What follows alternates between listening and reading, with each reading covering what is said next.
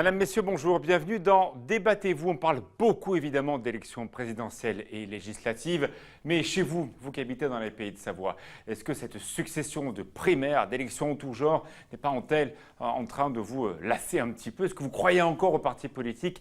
Quel avenir pour vos sections départementales, régionales? On va voir ça avec trois partis politiques qui sont avec nous. D'ailleurs, je ne sais même pas si on peut parler de partis politiques quand on parle d'En Marche. Guillaume Giboin. En Marche est aujourd'hui un mouvement politique. Donc, vous êtes un parti politique ou pas? On n'est pas un parti politique aujourd'hui. Un mouvement. On est un mouvement. Quelle différence avec un parti politique? Je crois que En Marche a été créé pour réunir un maximum de personnes, pour réunir largement. Et c'est de ce fait-là, on n'a pas voulu se lancer dans une démarche de parti immédiatement. En clair, vous n'avez pas voulu faire de primaire. Bon, pour l'instant, ça a plutôt arrangé votre candidat. Il y a votre homologue qui est à côté de vous, Vincent Lecaillon, qui représente le Front National en tant que secrétaire départemental de ce mouvement, qui n'a pas choisi non plus de faire ce processus des primaires. Pourquoi? C'est tombé sur le sens que c'était forcément Marine Le Pen qui incarnait le mieux cette candidature aux élections? Écoutez, en 2011, il y a eu, lors du congrès du Front National, des élections internes, avec une campagne électorale très sérieuse qui s'est déroulée. Deux candidats, à l'époque, Marine Le Pen et Bruno Gollnisch. Et Marine Le Pen l'a emporté avec plus de 67% des voix. Donc dans les 20 ans qui arrivent, ça sera forcément elle? Absolument pas. Non, non. Non. On est dans une logique présidentielle. Et dans la logique présidentielle, c'est bien l'élection présidentielle qui structure la vie politique en France. Donc 2011, et il était évident que ça allait aller jusqu'à 2017. Voilà. Alors après en tout cas, il y a eu on des verra. primaires pour deux partis, on va dire, très traditionnels et historiques du paysage français. Deux partis, le PS et les Républicains, qui ont vu apparaître un troisième homme que personne n'attendait jusqu'à quelques jours avant le mode de scrutin. Christian Poncet, on va voir bien sûr ces deux hommes qui vont... Christophe, excuse-moi, Poncet, on va voir donc les deux visages donc, qui ont marqué cette vie politique de ces derniers mois. Vous les connaissez, c'est Benoît Hamon et François Fillon. Benoît Hamon, alors personne ne l'attendait. Il est arrivé vraiment sur le fil du rasoir, sur la dernière semaine. Guillaume Giboin, c'est ça la politique? On fait s'opposer des leaders et c'est finalement l'outsider qui l'emporte tout à la dernière minute? Je crois que les primaires, c'est surtout le résultat de l'incapacité des partis traditionnels à proposer des projets. Et dans la démarche présidentielle qui structure notre pays, ce qui est indispensable, c'est qu'on a besoin de construire des projets et non pas d'avoir des écuries présidentielles qui sont là pour mettre en avant tel ou tel candidat. On a vraiment été dans cette démarche pour les deux primaires qu'on a eues là récemment. Christophe Poncet, quand on voit le visage de Benoît Hamon, même en l'occurrence chez les socialistes très habitués, on parie plutôt sur le visage de Valls, éventuellement de Montebourg, mais pas sur lui. Tout à fait. C'est vrai, je crois que c'est pareil aussi avec François Fillon, ça a été une surprise. Quand on a organisé nos premières primaires ouvertes en 2011, ça a été un processus qui a été largement adopté par les électeurs. Ça a bien marché, on peut dire qu'effectivement ces premières primaires, 3 millions d'électeurs en 2011. Quasiment, il y a 5 ans, tous les partis politiques allaient à un moment ou à un autre partir dans les primaires. Là, cette fois-ci, on se rend compte que les partis politiques sont un peu en arrière là maintenant. Ça a bien marché. Parce qu'il y a un candidat qui a été désigné en 2011. Mais est-ce que pour autant, ça a réglé le problème de la ligne politique entre Arnaud Montebourg et François Hollande? Alors, ça mérite de lancer. Emmanuel Valls, on rappelle, avait fait 10% pour les primaires. Il est quand même devenu Premier ministre et il a été aux manettes du pays pendant 5 ans. Moins de 10%. Mais c'est vrai que le contexte de ces deuxièmes primaires ouvertes à gauche est spécifique, puisqu'on avait un président en exercice. Exercice difficile. Fallait-il qu'il participe à la primaire ou pas? Ce qui fait qu'on a organisé ces primaires. D'abord, ça fait l'objet d'un débat. Personnellement, j'ai soutenu l'idée d'une primaire ouverte. Finalement, c'est ce qui s'est passé. Le président de la République, finalement, a facilité les choses, a accéléré le processus en annonçant qu'il ne se représentait pas. Et on a eu, comme toujours, un processus ouvert, démocratique, qui a fait émerger un nouveau candidat, un nouveau que personne n'attendait. Que personne n'attendait. Vincent Lecaillon, même chose à droite. François Fillon, on n'attendait pas du tout gagnant de ces primaires de droite, ce qui a un peu étonné tout le monde, avec pas en plus un petit score, un très gros score. Je vous pose une question toute simple. Pour réussir en politique, est-ce qu'il ne faut pas finalement jouer la carte, non pas du leader, mais de l'outsider, le fameux troisième homme qui peut toujours l'emporter à la dernière minute?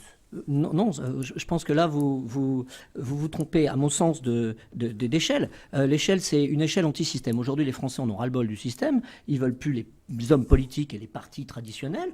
Nous avons toujours incarné, on nous l'a assez reproché, cette position anti-système. Donc, nous n'avons pas eu besoin de primaires. Effectivement, ce qui est arrivé dans les deux primaires, c'est Florian Philippot, c'est un énarque, il est dans le système. On en a un d'énarque. Il a en tout cas on en a un, et Philippot est peut-être un énarque, mais c'est pas parce qu'il est un énarque qu'il rejoint finalement la coterie des énarques, qu'il est exactement dans la même veine que ce que pratiquent les énarques ou la pensée politique du politiquement correct. Donc nous, effectivement, nous sommes anti-système, et c'est pour ça que nous avons aujourd'hui un socle solide et qu'il n'y a pas de remise en cause, alors qu'on voit dans les autres mouvements politiques cette espèce de fluidité absolument extraordinaire que vous avez bien souligné, qui ont vu que les outsiders sont passés devant les dinosaures qui étaient là depuis un certain temps, et que les Français, que ce soit à gauche ou à droite, n'ont plus voulu. Oui, mais à force de l'avoir dans les médias, Marine Le Pen devient aussi une des candidates du système. Vous avez aujourd'hui un nombre de conseillers importants, régionaux notamment, et les régions sont très importantes aujourd'hui dans le processus économique de notre pays. Voilà, maintenant vous êtes aussi au pouvoir, vous êtes comme les autres maintenant. Là c'est pas du tout la même chose. Vous me parlez de représentation. Heureusement que nous avons un minimum de représentation. Donc vous êtes dans le système. Mais on n'est pas dans le système. On n'est pas dans le système dans la mesure où ce système, on le veut plus. Parlons par exemple je dirais les Rubicons de la politique qu'il ne faut pas franchir, l'immigration et l'Europe. Qui, parmi les candidats des présidentielles, vont franchir le Rubicon politique, vont dire non, nous on veut plus de l'immigration, on ne veut plus de cette Europe. Tout contre. Vous aimez bien être un peu en marge. Mais non, vous me demandez si on est ou on n'est plus dans le système. Moi je vous dis, reprenons les choses et débattons par exemple sur l'Europe, débattons sur l'immigration, et vous verrez de facto, nous ne sommes plus dans le système. Vous avez bien compris qu'il nous manque un parti politique, c'est évidemment les Républicains. Pour rien de vous cacher, Bernard Accoyer était dans nos studios hier, on lui a posé la question. Et on peut dire qu'il est bien placé pour nous répondre à cette question. Est-ce que les partis politiques ont encore un avantage? Et est-ce que ce principe des primaires a encore un avenir? On lui a posé la question. Et j'aimerais qu'on prenne un tout petit peu de recul sur ces primaires. L'élection présidentielle se joue finalement à 6 tours. 2 tours de primaire, 2 tours d'élection présidentielle et juste après 2 tours de législative. Est-ce que ces primaires, c'était finalement une bonne solution? La droite les a faites, ça a bien marché. La gauche l'avait déjà fait au tour d'avant. Est-ce qu'il faut garder ce système ou finalement ce n'est pas un bon système? Je ne prétends pas apporter un jugement. Ce qui est sûr, c'est qu'avec le poids du Front National, si la droite ne fait pas une primaire, elle va avoir un nombre de candidats tel que le risque de ne pas être au deuxième tour est réel. C'est toute la logique, c'est toute la raison de la primaire.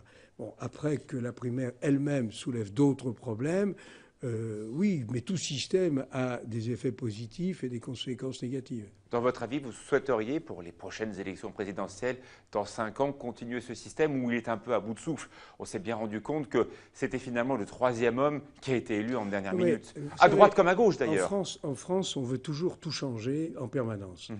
Une élection ne se déroule pas comme on croyait. On dit on va changer le mode de scrutin. Là, il y a quelques contestations sur la primaire, que ce soit à droite ou à gauche. On dit on va abandonner le système. Prenons un peu de recul, laissons le temps faire son œuvre. Cette précipitation qui est propre au système politique français est vraiment pas très sérieuse. Vous connaissez les institutions des grandes démocraties. Êtes-vous vraiment certain que le ou la présidente qui sera élue en tout début mai aura la même couleur politique à l'Assemblée 2 mois après? Est-ce qu'on en est vraiment certain? Aura-t-il une majorité? Exactement. Ça, de toute façon, l'élection présidentielle en France donne un avantage énorme aux candidats qui sont de la même famille que le président élu par les Français. Il est clair qu'aujourd'hui, on a un paysage un peu particulier avec, si François Fillon est élu, on peut penser qu'il aura la majorité pour gouverner compte tenu de l'impulsion que ces candidats auront à ce moment-là.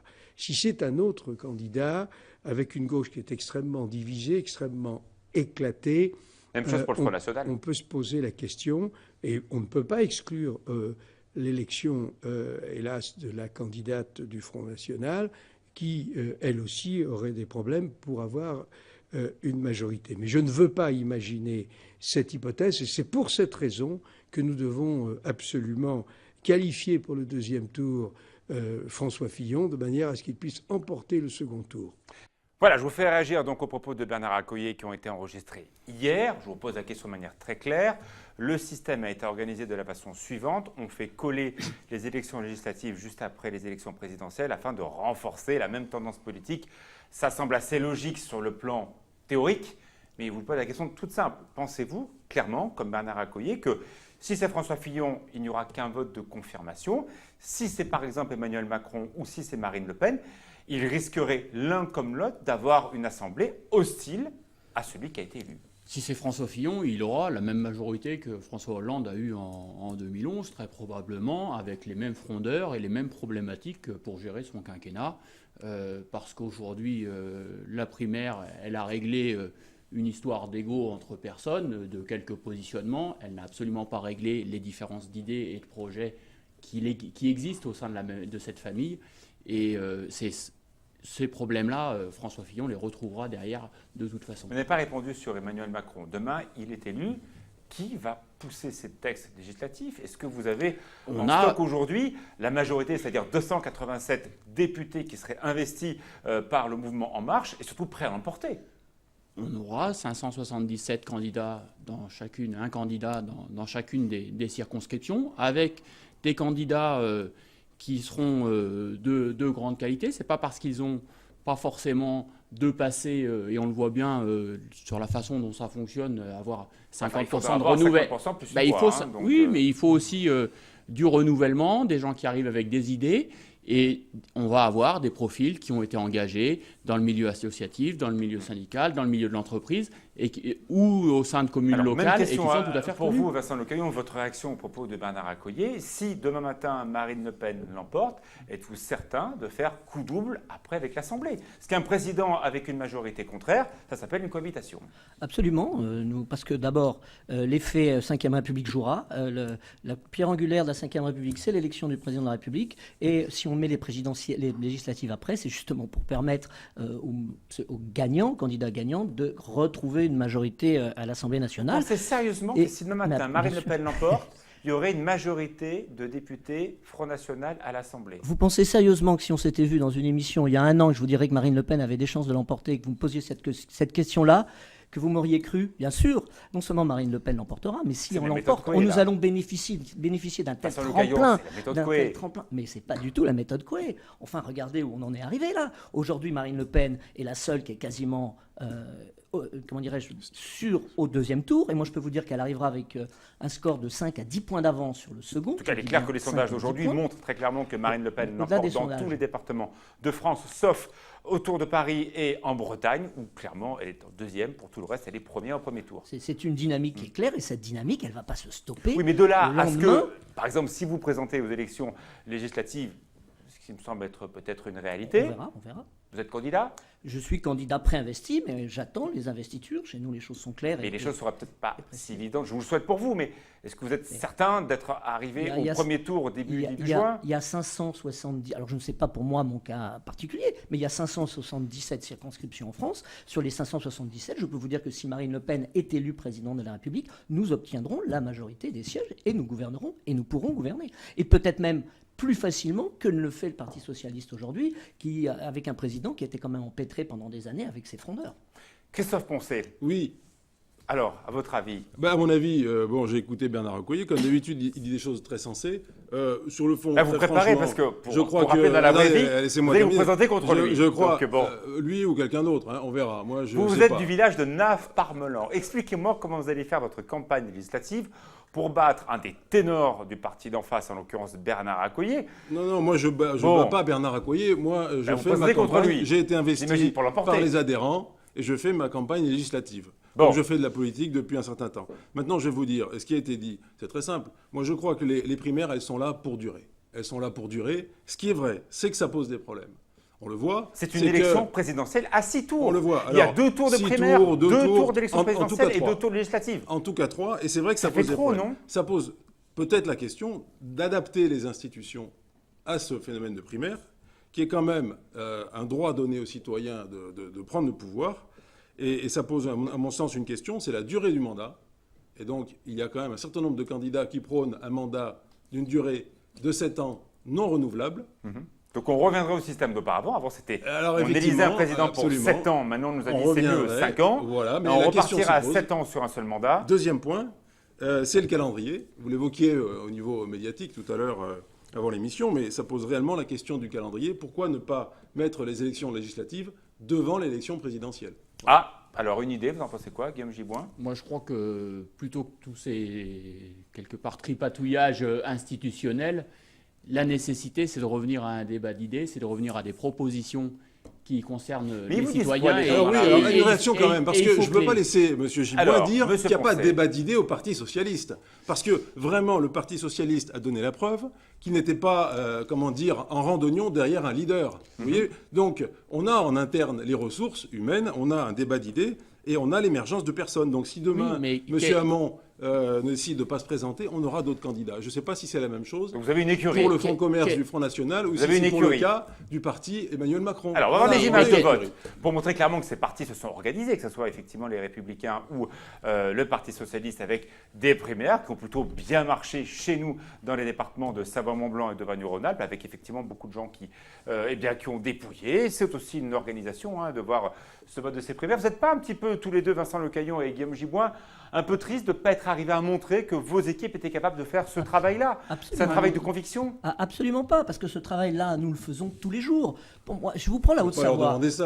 Prenons la Haute-Savoie. La Haute-Savoie, pendant hors période électorale, nous faisons tous les 5 semaines une réunion publique et nous tournons dans les villages et dans les circonscriptions. Quel est le Parti de France ou le mouvement qui peut en dire autant? Et puis je suis content de voir les socialistes qui ont repris une de nos idées que Marine Le Pen avance depuis plusieurs années, à savoir une élection présidentielle qui revienne sur 7 ans et qui ne soit pas renouvelable. Ça, c'est une idée du Front National. Eh bien, quand les autres partis commencent à reprendre...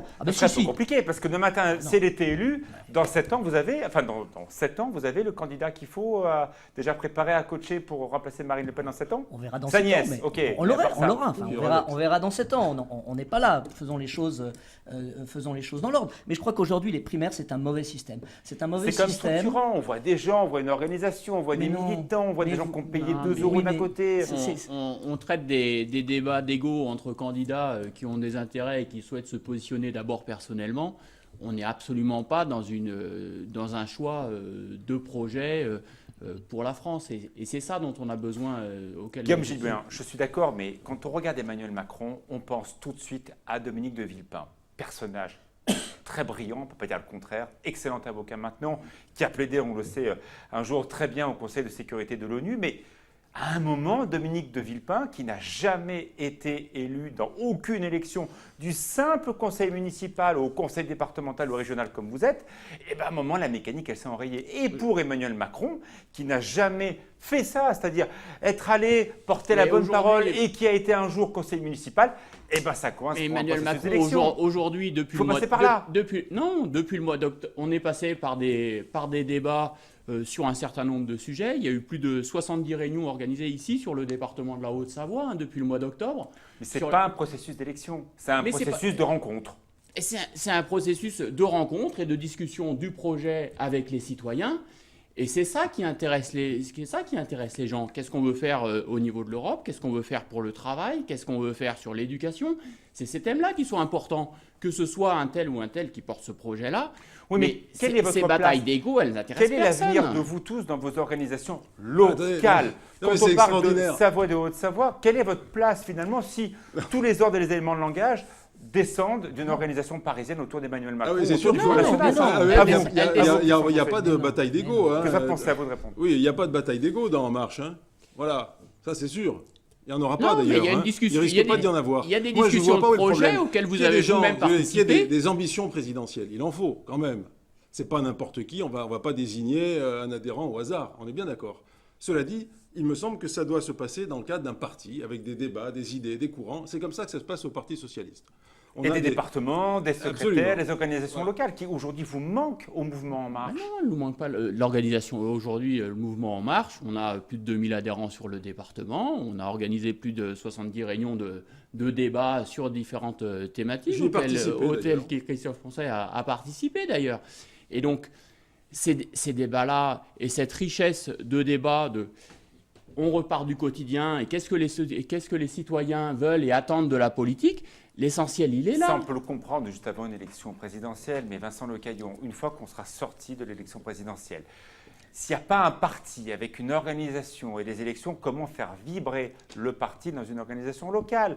Aujourd'hui, les gens, ils sont un peu paumés qui nous écoutent sur 8 Mont-Blanc parce que les partis politiques ressemblent de plus en plus à des organisations parisiennes. Vous, c'est à Nanterre, vous, c'est autour d'Emmanuel Macron, et les gens qui nous écoutent à Annecy, à Chambéry ou à Chamonix se disent « Ouais, c'est bien beau, mais c'est plus notre histoire, ça. » Mais non, je suis pas d'accord avec vous, pas du tout. Je vous pose la question.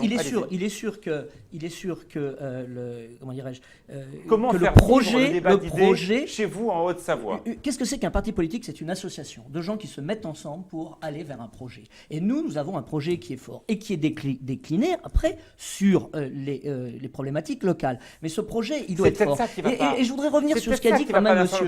Pourquoi ce ne sont pas des idées locales qui remontent au national? Mais c'est vous attendez des éléments idées... de langage pour après dire bah tiens on est d'accord, on est contre. Nous avons fonctionné comme ça pour les 144 propositions de Marine Le Pen, c'est-à-dire que on nous a demandé sur le local de refaire remonter des problématiques qui étaient bien des problématiques locales. Et après effectivement tout ça a mouliné à Nanterre et le programme s'est fait. Mais les problématiques locales ne sont pas déconcentrés et pas décentralisés où tout doit repartir à Paris, que ça soit par les partis politiques ou par les préfectures. Je voudrais revenir sur un propos intéressant de M. Accoyer qui a dit que la droite a fait les primaires parce qu'il y avait le Front National.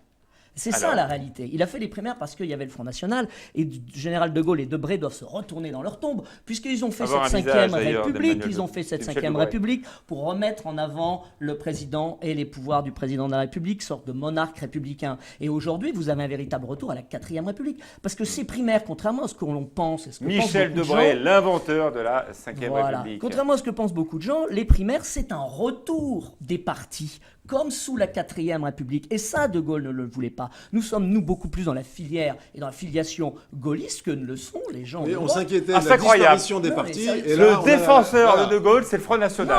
Je suis sûr que Bernard Accoyer va bien aimer l'émission. Je défends un principe. Et Bernard Accoyer, qui est quelqu'un d'intelligent et cultivé, doit bien savoir que j'ai raison et que la seule raison qui ait poussé la droite à faire des primaires, c'est qu'il y a le Front National. Parce que la 5e République est faite pour un paysage politique bipolaire. Aujourd'hui, on est dans du tripolaire. Ça ne va pas durer. C'est pas possible. En tout cas, aux États-Unis, ça s'est passé comme ça. En Angleterre, il y a aussi un tripartisme qui est très en vogue. Et en Allemagne, c'est un peu le cas aussi. Bah oui, c'est en tout cas l'évolution des choses. Alors, Christophe, pensez, comment vous allez sortir de ce débat-là? Parce que, en l'occurrence, ce Parti socialiste, il a eu un débat d'idées. Il a un candidat qui a été élu avec quand même majorité... largement, y compris en Haute-Savoie, je peux vous donner les chiffres. Vous avez fait 2 millions de participants alors que la droite a fait 4 millions de participants à la primaire. Donc vous avez quand même aujourd'hui une projection qui est assez faible. Oui, tout le monde connaît les chiffres. Ce que vous savez peut-être pas, c'est qu'on a eu 17 000 électeurs. On a eu 17 000 électeurs en Haute-Savoie. 17 000 électeurs contre 870 000 habitants en Haute-Savoie. Comment voulez-vous faire croire qu'aujourd'hui c'est représentant de quoi que ce soit? 17 000 électeurs à la primaire PS en Haute-Savoie, pour un département qui fait plus de 800 000 habitants. Est-ce que c'est encore représentatif de quelque chose? Absolument, c'est représentatif pour ces 17 000 électeurs qui se sont déplacés. Sortez de l'affiche, regardez-moi. Regardez-moi. Vous avez peur. Oui, vous rigolez même vous. Non, mais c'est sûr. Vous savez que ça a mobilisé 40 000 bénévoles au niveau national. Mais ça marche plus, ça. C'est impressionnant. Ça marche plus. Qu'est-ce qui marche? Est-ce qu'il ne faut pas trouver un autre système? 17 000 votants pour un département qui fait 800 000 habitants. Ça représente plus de 2 millions de personnes en France. Est-ce qu'il ne faut pas inventer autre chose? Et 45 millions d'électeurs, pas 2 millions ni 4 millions à la primaire. Vous êtes bien content d'avoir vos 100 000 adhérents, là, dont je fais partie d'ailleurs. Est-ce qu'il ne faut pas inventer autre chose? Mais inventer quoi? Un autre système de pensée. Il faut déjà, attendez. Ça a été dit, on ne peut pas tout le temps tout révolutionner. Vous êtes donc un conservateur comme Bernard Accoyer. Il ne faut pas tout changer. Il faut déjà remettre son métier sur l'ouvrage et puis faire fonctionner. Aujourd'hui, vous savez, c'est vrai qu'on a une crise en termes de... On sent bien les vieux partis qui veulent que rien ne change et les partis peut-être un peu plus nouveaux qui ont envie de changer le système. C'est en tout cas un clivage. La première primaire ouverte... C'est vous qui les avez clairement inventé, le Parti socialiste. Ne dites pas qu'on ne veut pas que les choses changent. Enfin, là, en tout cas, vous avez la même position que Bernard Accoyer, que de dire « Oulala, on ne va pas tout changer les choses ». S'il y a bien une chose qui change, c'est les primaires. Parce qu'on n'aurait pas eu Benoît Hamon sans les primaires. On en est tous d'accord là-dessus. Oui, on est d'accord. On est d'accord. Alors, à vous deux. Ben justement, le problème, encore une fois, avec les primaires, c'est que l'élection de la primaire et l'élection présidentielle sont de nature complètement différentes. À la primaire, le candidat s'adresse... Et pourtant, on vote l'une derrière l'autre. Oui, mais ça s'adresse à qui? Ça s'adresse à ses troupes. Et on voit bien ce qui s'est passé avec Fillon. Regardons avec Fillon, en particulier, ses propositions sur la sécurité sociale. Dans la primaire, il nous annonce qu'il va bazarder la sécurité sociale, du moins qu'il va faire des coupes claires. Ok, il reçoit un vote massif en sa faveur. Et aujourd'hui, le Fillon président, c'est plus le même le Fillon du primaire. Alors, où on en est? Vous voyez, là, vous avez un problème. Chez nous, nous avons des positions. Ces positions, on les tient fermes. Et on les tient fermes depuis des années, même si on les modifie. Une minute chacun pour m'expliquer, pour terminer ce débat, en quoi votre mouvement a-t-il encore de l'avenir? Guillaume Giboin. Le mouvement, il a de l'avenir parce qu'il apporte des idées neuves. Il se construit sur de l'innovation, sur du débat des citoyens. Et c'est d'abord un mouvement citoyen En Marche qui, effectivement, remet au centre du débat les idées, le quotidien de tout le monde. Et c'est à partir de là qu'on repart et qu'on construit notre projet. Un pronostic pour Emmanuel Macron en premier tour, à votre avis? On verra.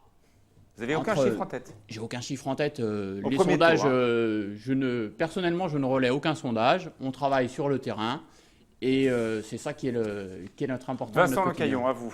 Pourquoi faut-il croire encore au Front National? Et puis, faites-nous aussi un petit pronostic pour le premier tour. Je vais vous faire ça.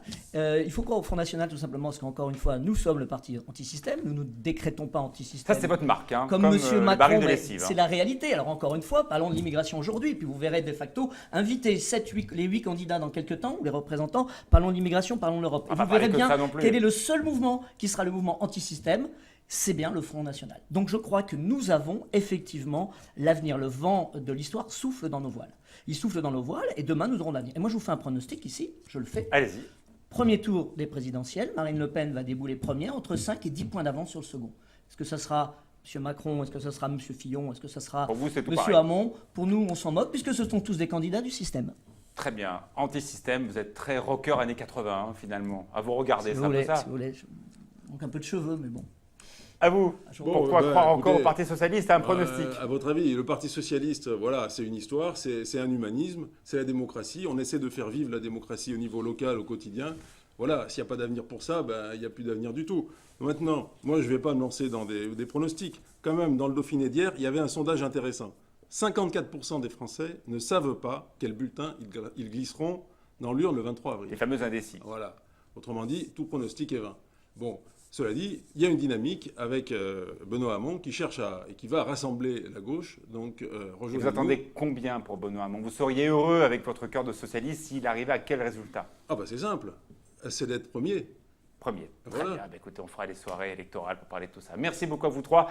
J'espère un débat qui nous a sorti de la campagne habituelle et on a pris un petit peu de hauteur pour tout ça. Débattez-vous dans 15 jours, toujours sur 8 Pont Blanc. Merci. Merci.